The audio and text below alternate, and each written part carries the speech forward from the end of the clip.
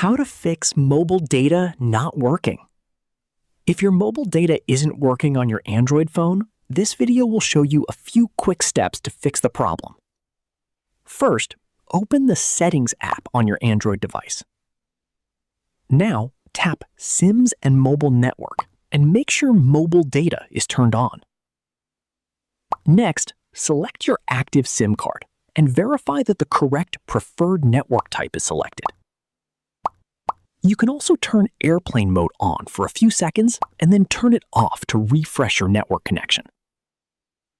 If the issue continues, restart your phone and check whether your carrier settings or APN settings are configured correctly.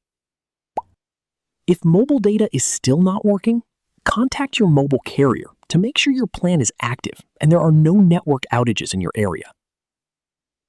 That's how you can fix mobile data not working on your Android phone. If you find this video informative, click on like, share, and subscribe for more videos.